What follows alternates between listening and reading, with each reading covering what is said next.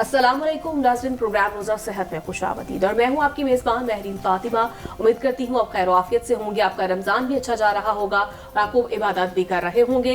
इसके साथ साथ लाहौर न्यूज़ की खुसूसी रमज़ान ट्रांसमिशन में हमारे एक्सपर्ट्स हमारे साथ मौजूद होते हैं जो कि आपकी सेहत के मसाइल के बारे में आपको बताते हैं। उम्मीद करती हूँ आप उनसे भरपूर फ़ायदा भी उठा रहे होंगे।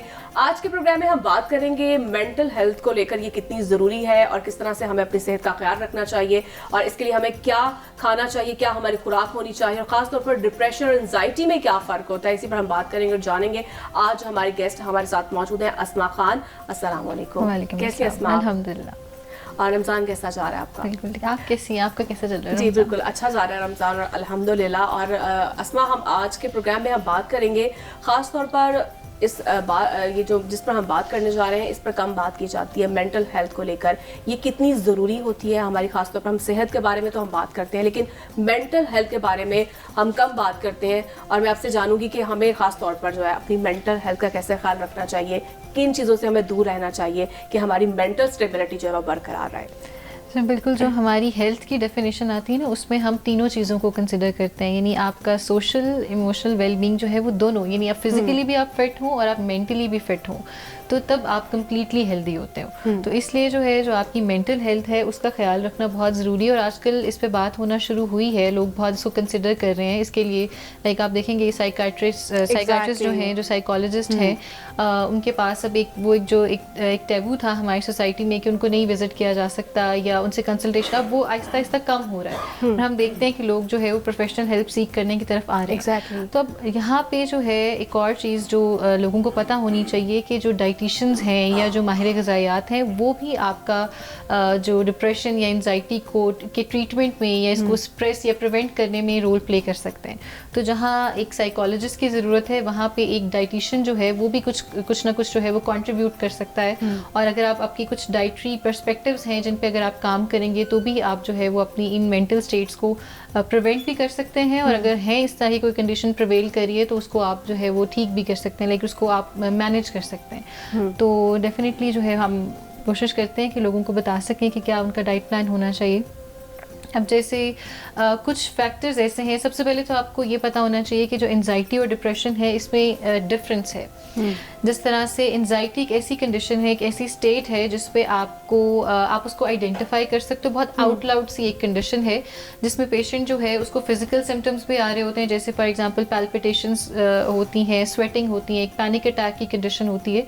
और आप आइडेंटिफाई कर सकते हो कोई भी, अगर आपके सराउंडिंग में ऐसा कोई इंसान है, कोई ऐसा पेशेंट है तो आप उसको आइडेंटिफाई कर सकते हो। ऐसे लोगों की प्रोबेबिलिटी ज़्यादा है हेल्प सीख करने की, क्योंकि डेफिनेटली जब ये आपको बेसिकली एसोसिएटेड होती है फियर के साथ, ठीक है। जैसे फ्यूचर का फियर है, ये कोई ऐसी चीज़, कोई ऐसी कंडीशन जिसके बारे में आपको नहीं पता होता, तो उसके बारे में, आउटकम्स के बारे में सोच के या जो चीज़ आप नहीं जानते उसके बारे में अजम्पशंस करके जो है वो एक एंजाइटी की कंडीशन डेवलप होती है। ज़्यादा हेल्प सीख करने के चांसेस इन लोगों को जो है थिंकिंग, जो है मेंटल स्टेबिलिटी को जो है फियर ऑफ, आप ऐसे कहते हैं कि जिन चीज़ों के बारे में आप नहीं जानते उस चीज़ का जो फियर है बेसिकली वो इस कंडीशन को डेवलप करता है। तो इसमें बेसिकली होता है कि लोग जो हैं वो बहुत ज़्यादा एंग्शियस होते हैं, डिस्कशंस करते हैं, दूसरे लोगों से हेल्प सीख करने की कोशिश करते हैं, तो पता चल जाता है, आइडेंटिफाई हो जाते हैं। फ्रेंड्स हेल्प कर सकते हैं, पेरेंट्स जो हैं वो कंसल्टेशन के लिए भेज सकते हैं। बहुत डिपेंड करती है, आपके घर का एनवायरनमेंट बहुत डिपेंड करता है। बिल्कुल, और इनको हेल्प मिल जाती है। अब दूसरी तरफ वो लोग हैं जो डिप्रेस्ड होते हैं। डिप्रेशन एक ऐसी कंडीशन है जिसमें लैक ऑफ मोटिवेशन या लैक ऑफ इंटरेस्ट वाली चीज़ डेवलप होती है।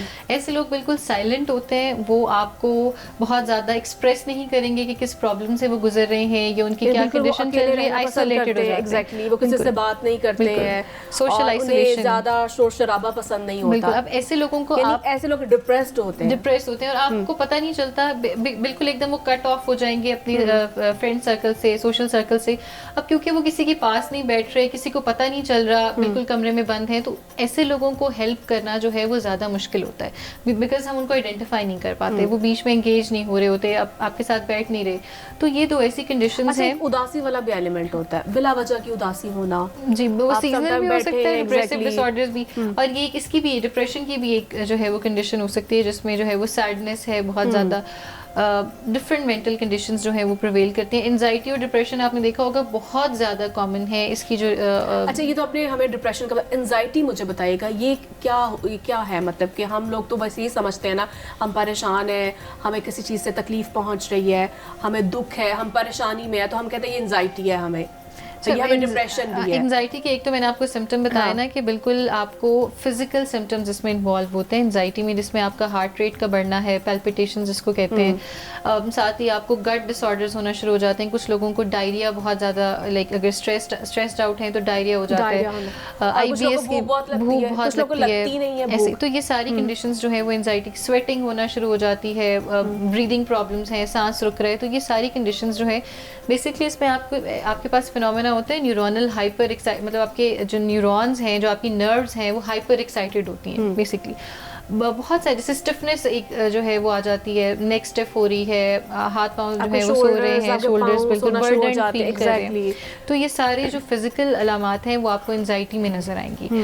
और हमारी यंग जनरेशन जो है, बहुत हमारी पॉपुलेशन जो है वो बहुत ज़्यादा, अब कुछ लोग हैं जो इन टर्मिनोलॉजीज का गलत इस्तेमाल भी कर रहे होते हैं। लाइक अगर उनको एक कंडीशन है स्ट्रेस की, स्ट्रेस इज़ कम्प्लीटली नॉर्मल, आपको डेली लाइफ में स्ट्रेस होना है, जैसे आप काम कर रहे हैं, अभी भी हम सब स्ट्रेस किसी ना किसी पॉइंट पे होंगे, अगर हम बहुत ज़्यादा काम कर रहे हैं, अगर कोई फूड हैबिट्स चेंज होती हैं, कोई किसी भी तरह का जो है वो बर्डन हो सकता है, तो वो स्ट्रेस है।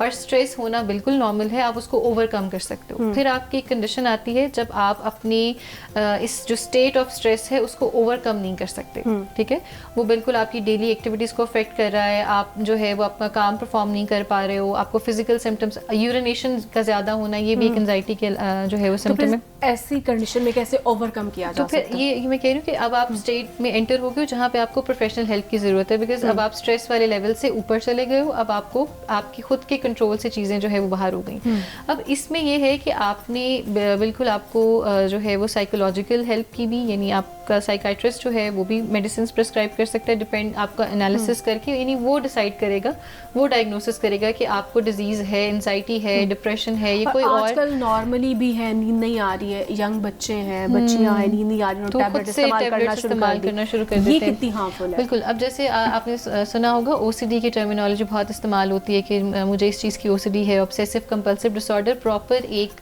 जो है वो साइकोलॉजी का एक डायग्नोसिस है जो ऐसे इस्तेमाल नहीं किया जा सकता, उसकी प्रॉपर हैबिट्स होती हैं। लाइक आप कोई भी प्रैक्टिस जो है वो बार बार करते हो, जैसे बार बार हाथ धोना, कुछ वो एक डिजीज़ है, एलिमेंट है, तो हम उसे बहुत कॉमनली प्रैक्टिस कर रहे होते हैं, अपनी कॉन्वर्सेशन में इस्तेमाल कर रहे होते हैं। अब जैसे अगर फॉर एग्जांपल किसी को हेल्प की ज़रूरत है और वो किसी थेरेपिस्ट के पास जाता है, तो साइकोलॉजिकल हेल्प भी हो सकती है और फिर हम उसको डाइट के थ्रू भी हेल्प दे सकते हैं। साइकोलॉजिकल हेल्प के लिए आपको साइकाइट्रिस्ट से कंसल्ट करना पड़ेगा, वो आपको मेडिसिन दे सकता है अगर आपको ज़रूरत है। और उसके बाद जो है वो आपका जो साइकोलॉजिस्ट होता है वो आपके थेरेपी सेशंस होते हैं जिसमें आपको काउंसलिंग करता है। अब ये चीज़ ज़रूरी है, थेरेपी जो है ये लेने चाहिए सेशंस, ये आपको अगर ज़रूरत है, बिकॉज देखें अगर आपको आपकी ये बेसिकली होता है आपका हार्मोनल इम्बैलेंस, जो ब्रेन के केमिकल्स हैं उनके इम्बैलेंस की वजह से। तो अगर आपका ब्रेन में केमिकल इम्बैलेंस चल रहा है तो that is a real condition, ठीक है। ऐसा नहीं है कि अक्सर लोग जो है वो समझते हैं कि साइकोलॉजी जो है, कुछ लोग प्रिटेंशियस भी होते हैं, कुछ लोग जो है फंक्शनल होते हैं, उनको डिजीज़ नहीं होता, वो प्रिटेंड कर रहे होते हैं, उनकी वजह से फिर जिनको असल में प्रॉब्लम होती है वो भी, उनको भी फिर हम इग्नोर करना शुरू कर देते हैं या उनको भी हम बुरा समझने लग जाते हैं। तो अगर आपके ब्रेन में वाकई केमिकल इम्बैलेंस है, आपके जो हैप्पी हार्मोन्स हैं, सेरोटोनिन है, डोपामीन है, गैबा है, इनके सारे इम्बैलेंस चल रहे हैं, तो फिर आप जो है फीलिंग ऑफ हैप्पीनेस या फीलिंग ऑफ मोटिवेशन जो है वो नहीं फील कर सकते। तो डेफिनेटली उस कंडीशन में आपको आपका कॉर्टिसोल लेवल बहुत हाई रहता है, अगर आप डिप्रेस्ड हैं या स्ट्रेस्ड हैं, एड्रेनालिन हाई रहता है। एक होता है मेंटल डिसऑर्डर जिसमें बिल्कुल मेमोरी लॉस्ट हो जाती है। हाँ जी, उस कंडीशन में हमें क्या, ऐसे जो पेशेंट्स है क्या करना चाहिए? क्या वो अक्सर आपको पता है आजकल हॉस्पिटल्स भी ऐसे हैं जहाँ पे अलग से वो रखा जाता है, खवातीन को भी मर्दों को भी रखा जाता है, फिर उन्हें प्रॉपर से उनकी काउंसलिंग की जाती है। जी, बिल्कुल साइकोसिस की कंडीशन भी देखिए, अगर आप उस चीज़ को प्रिवेंट नहीं करते, अब मेंटल हेल्थ ऐसी चीज़ है जो हर बंदा किसी को भी हो सकती है, लाइक हर बंदा उसके रिस्क पे है, because you are having brain in your head, तो आपको डिजीज हो सकती है। कुछ सेकंड लगते हैं आपको एक ही बात को बार-बार रिपीट करना। में। हाँ जी, बहुत सिम्टम्स होते हैं, ये वेरी करते हैं। हाँ जी, डिफरेंट तरीके के मेंटल डिसऑर्डर्स हो सकते हैं, सबके सिम्टम्स डिफरेंट होते हैं। कुछ हाइपर एक्टिव डिसऑर्डर्स हैं, कुछ ऐसे मूड डिसऑर्डर्स हैं जिसमें आप बहुत लो फील करते हैं, और सबकी जो है वो डाइटरी प्रैक्टिसेस जो है हम उसको, अब जैसे अगर मैं आपको बताऊं, जैसे आप कह रहे हैं कि बहुत हाइपर पेशेंट्स होते हैं जिनको समटाइम्स आइसोलेशन की तरफ, अब उनमें हम ये एग्रेसिव होते हैं, अब उनमें हमने ये देखना है कि इनको शुगर इनटेक इनका बैलेंस हम करें, बिकॉज आपके ब्रेन को जब आपकी ब्लड शुगर स्पाइक आती है, ये बहुत ज़्यादा शुगर इनटेक होता है, तो वो भी आपकी न्यूरोनल एक्टिविटी यानी आप एक्साइटेबिलिटी की तरफ जाते हैं।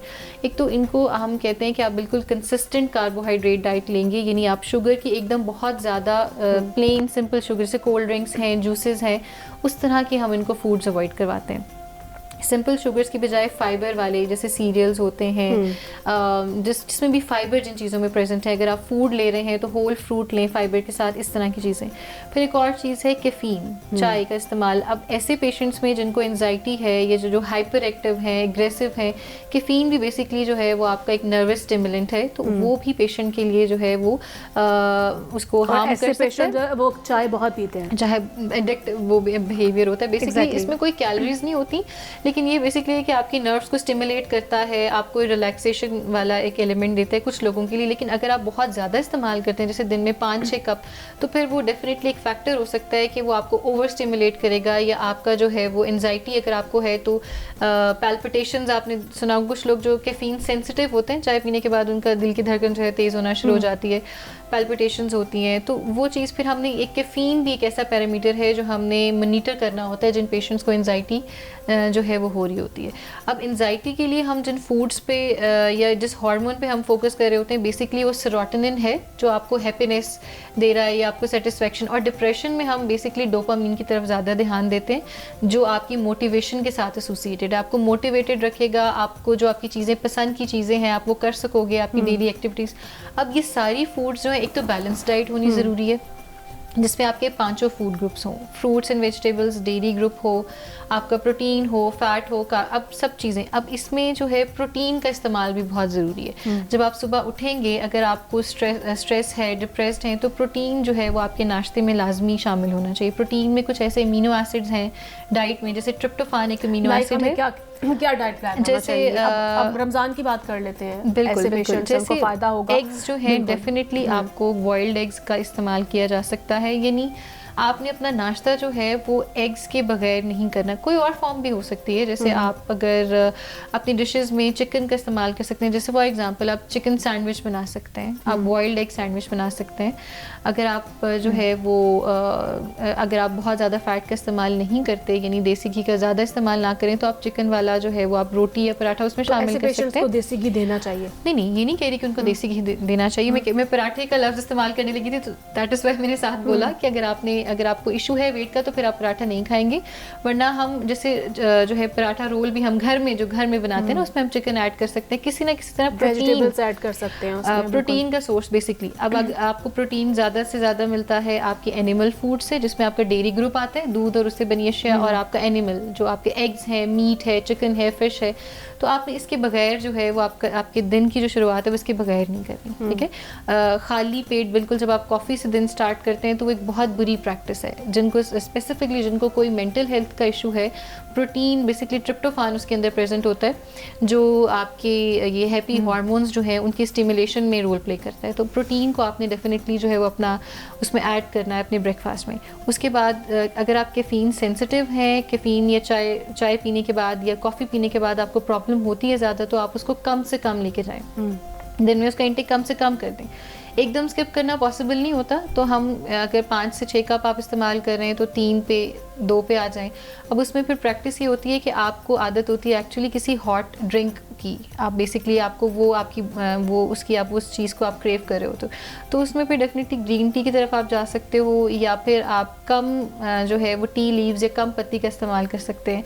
गर्म पानी भी, अगर आप बिल्कुल हर वक्त जो है वो हाई कैलोरीज अफोर्ड नहीं कर सकते, आपकी ऑलरेडी कैलोरीज एक्सीड कर रही हैं बाकी मील्स में, तो जो वार्म वाटर है उसका इस्तेमाल भी किया जा सकता है। उसमें आप कोई जो है वो कोई हर्ब्स ऐड कर लें, कोई चीज़, तो चाय की जब आपको क्रेविंग हो रही है तो आप इस तरह की कोई वार्म ड्रिंक इस्तेमाल कर लें, तो वो कुछ देर के लिए जो है वो आपका एक वो जो एडिक्टिव बिहेवियर आपका हो रहा होता है, कुछ आपकी होती है, वो सेटल हो जाती है कुछ देर के लिए।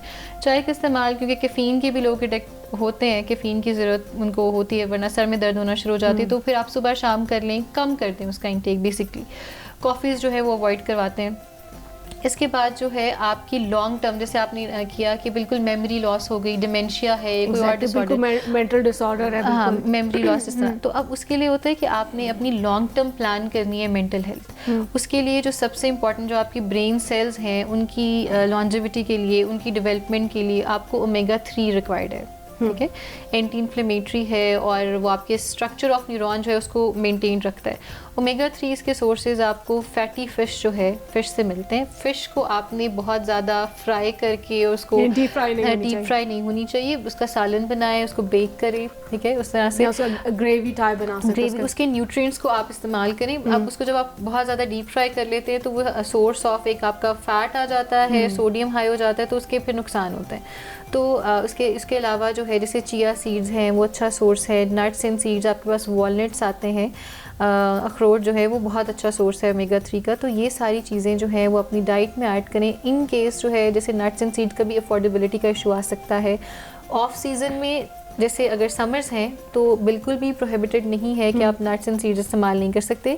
हाँ, अगर आप उसकी सर्विंग को एक्सीड करेंगे, अगर आप बैठे बैठे बहुत ज़्यादा जो है वो खा लेते हैं, जो आपको समझ यानी कंट्रोल नहीं है, उसके बाद फिर ऐसा होता है कि आप जो है थोड़ा सा ड्राई माउथ फील करते हैं, या कैलोरीज आपको नट्स से जो मिलती हैं, थोड़ा सा सोडियम अक्सर लोग जो है वो सॉल्टेड इस्तेमाल करते हैं, तो उसकी वजह से हाइपरटेंशन कुछ लोगों को, तो वो उसका इस्तेमाल का तरीका गलत है, जिसकी वजह से आपको साइड इफ़ेक्ट्स आ रहे हैं। अगर आप प्लेन नट्स इस्तेमाल करते हैं, नट्स एंड सीड्स, तो उसके साइड इफ़ेक्ट्स नहीं है, तो आप इसको गर्मियों में भी इस्तेमाल कर सकते हैं। इन केस अगर आपके साइड जैसे फ़िश की अफोर्डेबिलिटी का इशू है या अगर आपको अवेलेबिलिटी का इशू है, तो फिर आप जो है वो सप्लीमेंट्स का भी इस्तेमाल कर सकते हैं। आपको वेजिटेबल्स का इस्तेमाल करना चाहिए, वेजिटेबल्स का इस्तेमाल करना चाहिए। नहीं, रेड मीट जो है, हम ओमेगा 3 के सोर्सेज की अगर बात करें ना, तो वो मैं आपको कह रही हूँ कि अगर आप डाइटरी सोर्सेज से नहीं ले सकते तो आप फिश ऑयल के कैप्सूल्स जो हैं, जो सप्लीमेंट हैं, उसका भी इस्तेमाल कर सकते हैं। ऑल्टरनेट डेज पे आप खा लें, एक दिन के वक्फे के साथ आप उसको आप जो है शामिल, अगर कोई एक सप्लीमेंट अगर आप फॉर श्योर अगर आप हमेशा ले सकते हैं, बिकॉज हमारी डाइट जो है वो बहुत it's very poor in omega 3, तो आप ओमेगा 3 का सप्लीमेंट जो है फिश ऑयल जिसको कहते हैं, तो वो आप सप्लीमेंट के फॉर्म में इस्तेमाल कर सकते हैं। रेड मीट जो है अगेन प्रोटीन का अच्छा सोर्स है, बिकॉज लेकिन उसका जो फैट कंटेंट है वो हाई होने की वजह से जिन लोगों को कोलेस्ट्रॉल के इश्यूज़ हैं या जिनका वज़न बहुत ज़्यादा है, ओबीज़ की कैटेगरी में आते हैं, तो फिर उनको लिमिट करना होता है। आप वंस अ मंथ कर लें, अगर बहुत 35 से ज़्यादा BMI है, अगर BMI जो है वो 25 है, 26 है, ओवरवेट की तरफ जा रहे हैं, तो फिर आप वंस अ वीक भी ले सकते हैं। लेकिन फ़िश और चिकन जो लीन सोर्सेज हैं उनका इस्तेमाल ज़्यादा करना चाहिए। एग्स जो है हाईली बायो अवेलेबल है, बहुत अच्छा, easy to prepare, easy to eat, easy to digest also, तो वो आप जो है अपनी उसमें डाइट में इस्तेमाल करें। यही चीज़ें आपने सारी रमज़ान में भी इस्तेमाल करनी है, सहरी में भी और इफ्तार में भी। और वेजिटेबल्स जो हैं वो आप सैलड्स की फॉर्म में इफ्तार के बाद ले सकते हैं, तो फाइबर का बड़ा अच्छा सोर्स होंगे। तो एक हेल्दी बैलेंस डाइट जो है वो आपका वेट भी मैनेज रखती है, और अगर आपको कोई और डिसऑर्डर है, कोई मेंटल डिसऑर्डर है, कोई इस तरह का प्रॉब्लम है, अब मेंटल डिसऑर्डर्स में जो चीज़ इंपॉर्टेंट है वो आपकी गट हेल्थ भी है, क्योंकि आपके जो कुछ एक हैप्पी हार्मोन आपका सेरोटोनिन गट में भी बनता है, वो आपकी गट मोटिलिटी के साथ एसोसिएटेड होता है। डायरेक्टली आपके ब्रेन को, ऐसा नहीं है कि अगर आपके ब्रेन में सेरोटोनिन नहीं बन रहा तो आप अपने इंटेस्टिन से बना के ब्रेन को दे दें, ऐसा नहीं हो सकता। लेकिन जो आपके इंटेस्टिन्स में बनता है सेरोटोनिन, वो किसी ना किसी तरह स्टिमुलेट ज़रूर करता है ब्रेन को, ठीक है। तो इस तरह आपके स्टमक का, आपके इंटेस्टिन्स की हेल्थ अच्छी होना बहुत ज़रूरी है। उसके लिए आपको योगर्ट का इस्तेमाल करना चाहिए, प्रोबायोटिक्स जो है, फर्मेंटेड फूड्स। अगर आपका गट अच्छा होगा, 70% 80% of your immunity is in your gut. इसी तरह से आपका जो सेरोटोनिन है 90% वो भी आपके गट में। तो जिन लोगों का पेट ख़राब होता है, जिन लोगों का स्टमक, इंटेस्टिन्स ख़राब होती है, उनकी सेहत आपने देखा होगा कभी भी अच्छी नहीं होती। तो उसको हम कहते हैं गट एंड ब्रेन एक्सिस। जिनका मेंटल डिसऑर्डर्स होते हैं उनका स्टमक ख़राब हो जाता है, IBS हो जाता है, कोई ना कोई पेट के मसाइल रहते हैं। जिनका स्टमक ख़राब होता है, अगर पहले स्टमक ख़राब हो गया तो उनको मेंटल डिसऑर्डर्स हो जाते हैं, एंजाइटी, डिप्रेशन। तो ये 2 वे है। तो ये सारी चीज़ें हमें जो है वो कंसिडर करनी चाहिए। एक well balanced diet, high in protein and high in omega 3, और कैफ़ीन और शुगर का बैलेंस, ये चीज़ें जो हैं वो आपको मेंटल हेल्थ डिसऑर्डर से बचाएंगी। और आजकल हम देख रहे हैं कि बच्चों में भी ये चीज़ बहुत है, ज़हनी तनाव बहुत ज़्यादा जो हम देख रहे हैं। स्कूल की टेंशन है बच्चों को, कॉलेज गोइंग है या फिर यूनिवर्सिटी गोइंग है, तो उनमें भी ये चीज़ हम देख रहे हैं, डिप्रेशन एंजाइटी बहुत है। अच्छा, तो बच्चों उसकी क्या वजह है? एक तो स्क्रीन टाइम बहुत ज़्यादा है बच्चों का, बच्चे जो है वो पेरेंट्स से उस तरह से कनेक्टेड नहीं है, एक ये इशू है। दूसरी बात ऑब्वियसली डाइट उनकी बहुत ख़राब है, मील स्किपिंग का बिहेवियर बहुत ज़्यादा, नाश्ता किए बगैर बच्चे चले जाते हैं, उसके बाद फिर उनको भूख लगती है जब ज़्यादा, तो जंक फूड का इस्तेमाल किया जाता है कैंटीन में डिफरेंट टाइप के फूड। बिल्कुल। अब जो जंक फूड है वो आपको शुगर स्पाइक देती है, आपका सेरोटोनिन, आपके हैप्पी हार्मोन्स रिलीज होते हैं, और फिर उनमें जब ड्रॉप आता है, जब वो लेवल्स कम, ऑब्वियसली हर चीज़ का जो लेवल है एक वक्त तक आपके ब्लड में रहता है हाई, उसके बाद वो ड्रॉप होता है। तो जब इंसुलिन आएगी और लेवल ड्रॉप होगा, फिर बच्चे थोड़ा सा डिप्रेस्ड फील करते हैं, फिर दोबारा से उनको क्रेविंग होती है कोई फैटी फूड खाने की या कोई शुगरी फूड खाने की। तो फिर ये साइकिल जो है वो बच्चों को एक तो उनका वेट भी ख़राब कर रहा है, ओबेसिटी की तरफ लेके जा रहा है। पाकिस्तान में आप देखेंगे कि आपके ओबेसिटी के इश्यूज बहुत ज़्यादा एकदम बढ़ना शुरू हो गए, तो एक वजह ये भी है। अब बच्चे जो है, इस पे वो टाइम कम है प्रोग्राम में, फिजिकल एक्टिविटी कितनी ज़रूरी है, कौन सी उनके लिए एक्टिविटी होनी चाहिए? अच्छा, जो जिनको मेंटल डिसऑर्डर है, अच्छा एक ऐसी चीज़ है जो मैं खुद भी प्रैक्टिस करती हूँ। मैंने PMR एक एक्सरसाइज है, साइकोलॉजिस्ट या साइकाट्रिस्ट इसको बहुत बेहतर तरीके से बता सकेंगे, लेकिन PMR is progressive muscle relaxation exercise. एक थेरेपी है 5 to 10 मिनट्स की, जिसमें आप अपने सारे मसल्स को पहले स्ट्रेच करते हैं। फॉर एग्जांपल अपने अपनी फिस्ट को क्लेंच किया, उसके बाद आप इसको स्लोली जो है वो ओपन करेंगे। इस तरह अपनी आईज़ को, आपकी डिफरेंट बॉडी मसल्स इन्वॉल्व होते हैं, पहले आप उनको स्ट्रेस आउट करते हो और फिर आप उनको स्लोली रिलीज करते हो। और ये जो PMR है, हम बहुत सारी रिसर्चेज हैं जिससे प्रूवन है कि अगर आप एक तरफ एंटी डिप्रेसेंट लेते हो और एक तरफ आप PMR वाली एक्सरसाइज करते हो डेली बेसिस पे, तो वो आपको उस एंटी डिप्रेसेंट जैसा इफेक्ट देती है। तो PMR इज़ रियली इंपॉर्टेंट। इसके अलावा आप वॉक करें, 30 to 35 मिनट्स की वॉक, डेली वॉक आपकी ब्लड सर्कुलेशन को बेहतर करेगी, आपके हार्मोन्स का जो बॉडी में प्लेसमेंट है, ट्रांसपोर्टेशन है, उसको बेहतर करेगी और आप फ्रेश रहेंगे। तो डेफिनेटली फिजिकल एक्टिविटीज बहुत ज़रूरी है, मेंटल हेल्थ के लिए भी और वैसे भी बहुत ज़रूरी है। तो उसके साथ ही जो प्रोग्राम है उसका हमारा वक्त भी खत्म हो चुका है नाज़रीन, और इसमें बहुत शुक्रिया आपके वक्त का। Thank you so much. बहुत ज़्यादा हमने आपसे जो इन्फॉर्मेशन है, मैंने तो बहुत ज़्यादा हासिल की है और उम्मीद करती हूँ हमारे नाज़रीन ने भी आपसे बहुत कुछ सीखा होगा। तो उसके साथ ही मुझे इजाज़त दीजिए, फिर कल आपसे मुलाकात होती है। अल्लाह ने के बाद।